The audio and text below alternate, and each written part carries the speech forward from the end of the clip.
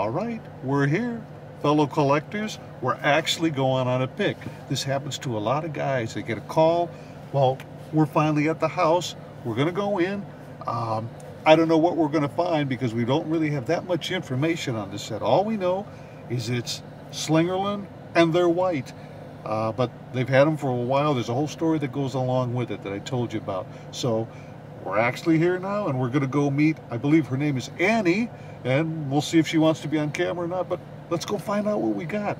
Who knows? It could be something amazing, but this is the fun of collecting, and I thought I'd let you guys in on it for once. So let's go see what we got. Come on.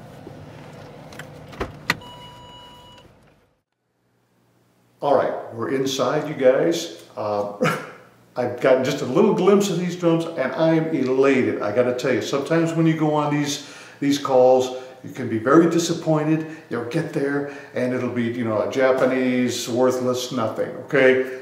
Not so in this case. You're not going to believe this. They brought them down from storage all for me. They had them ready, and look what it is. Look at this. Look at this. Amazing. It's not a Japanese. So this is a Slingerland. Radio King era, basically. Cloud badge, so that's, we got, you know, the 40s era, could be late 40s.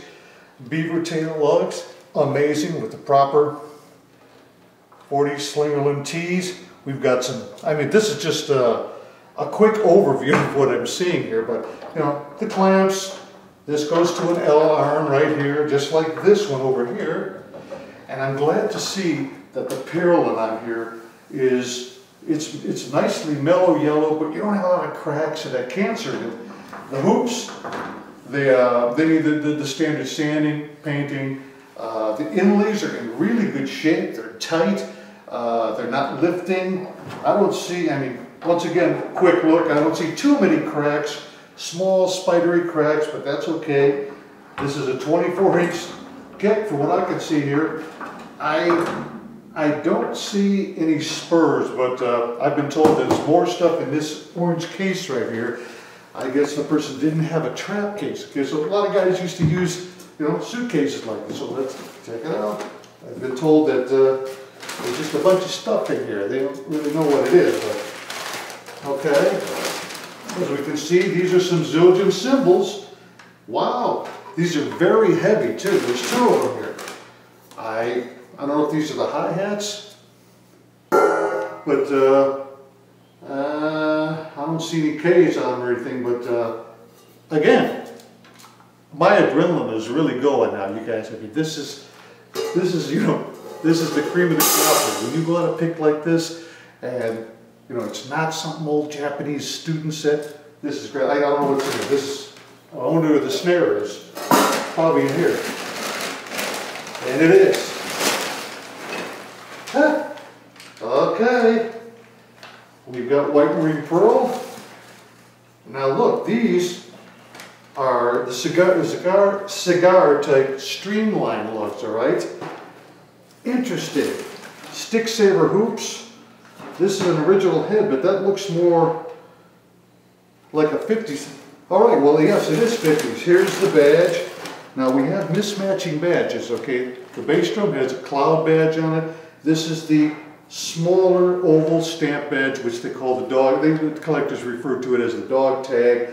I believe this would be an aluminum grommet. That would have to be cleaned up. Boy, I'm all out of breath. I'll tell you, I'm just so excited. This is really fun. Stick saber hoops. On the bottom, we've got Radio King type snare gates. You know, I'll bet this is probably a Buddy Rich snare, okay? From the 50s though, not the earlier cloud badge version. I see we're missing the lever to the 3-point strainer right here. As you can see, it connects 1, 2, 3. It has the larger adjustment knob, which is very typical of the 50s era. It's just as it should be. Replacements for these top levers are hard to get, but they're out there. But look at this. Let's take a look at the shell. One piece. Now later on, they were, you know, they were 3-ply, but this is a good thing. It's a one-piece shell. This is so cool. You've got the baby Dodds, the baby Dodds muffler. That's with those should be gray or black pads, and they are. Everything seems to be in order here except for the missing pieces. This purlin looks like it will clean up pretty well. This is great. This is what you want to find when you go on these calls. You know, we'll be looking at some more of this. Let's see if there's any more traps in here. What do we have? A couple more cymbals. Now, okay, you know, this is kind of what you would expect if I camber hi-hats. Very indicative of the era. A small music store would have something like this. They didn't have guitar centers around then in those days, so I imagine that the person just bought these separately along with what I see over there is a Premier hi-hat stand and a Premier pedal that really doesn't go with the set, but that's kind of what happened. Here's, I don't know if this is a Hamilton stand or not, but it looks very much like it. This could be what Slingerland offered. In fact, yeah, I think I've seen this in the catalogs. Yeah, look. This is correct. I'm loving this. It's very lightweight. Has some rust on it, but this is all nickel plating, and that can all be cleaned up. Let's see what else we have. Oh, just like there's an array of sticks and all the other crap in here. Look at this.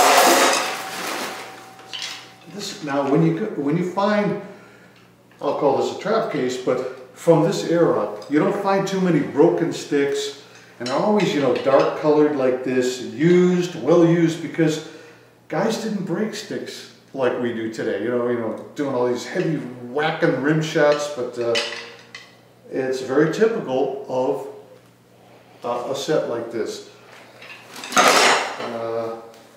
The brush is really still very smooth. I'm just excited. You know, I think it was really worth it to check this set out. We've got a classic 40s bass drum here and 50s Buddy Rich snare. Now, I don't think these were purchased at the same time, really. I think someone put together a set like this. But it still has some value, and you could be doing this too. I'm telling you, if you just put your name out there, people will call you, and they'll be interested in what you can do for them. So my heart races every time I do something like this, because you never know what you're going to find. Something like this is well worth it. It's exciting, and we're going to see what we can do with these as far as finding the lever that's missing, maybe clean them up a little, but we've got some decisions to make. But one thing for sure is I'm going to let you guys in on it, so just keep following along with us. This is a great find. It's been a real blast. Stick with me. Jim Messina, VintageDrumStock.com.